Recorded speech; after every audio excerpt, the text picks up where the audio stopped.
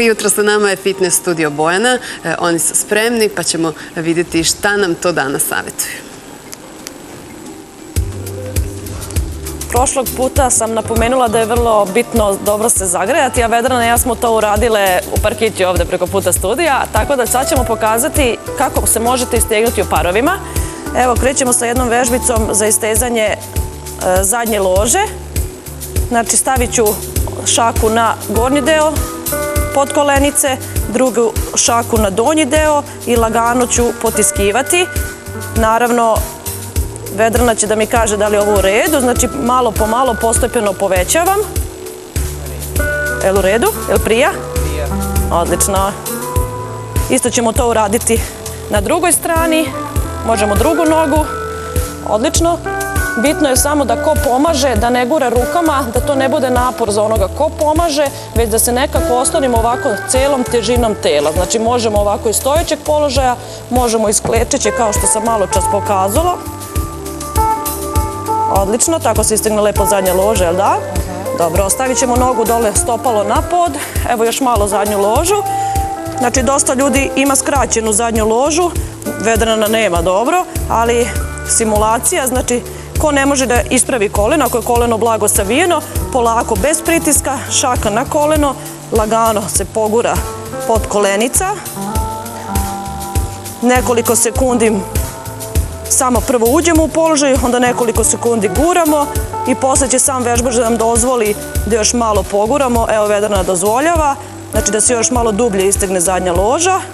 Odlično, uradit ćemo to na drugoj strani. Znači, nikako forsiranje, samo da prija. Još koliko? Dobro.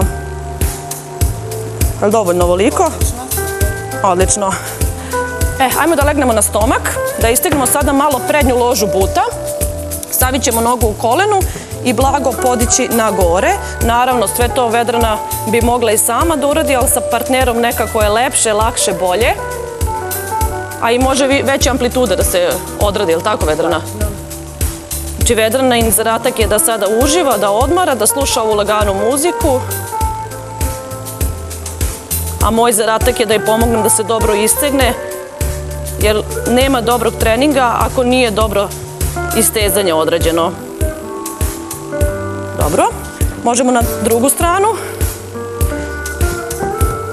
Znači, lagano podignemo, znači nema pritiska, isteže se prednja loža od kuka ka kolenu. Odlično. Ajmo, Vedrana, na položaj kobre. Kobra, znači izdignemo se, isteže se od grudi do kukova stomak. Odlično, lagano. Idemo, sedamo na pete.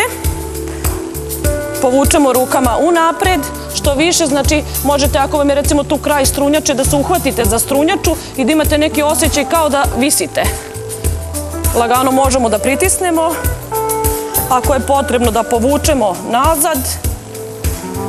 nazad, takođe možemo to uraditi i napred.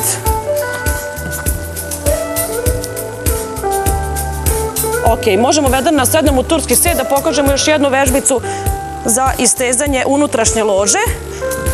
Znači, lagano stopala blizu zadnjice, spojena, prava leđa i pritisnemo kolena. Evo, isteže se, da, unutrašnja loža. Odlično. Ajmo u turski sed. Šake stavimo iza glave. Ovu vežbu možete stalno da radite.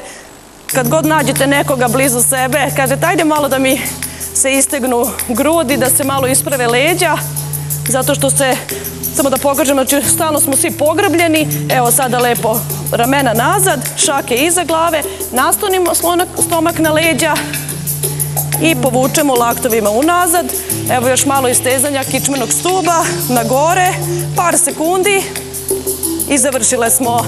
Probajte, sigurno ćete se dobro osjećati. Hvala, Vedrana. Ćao.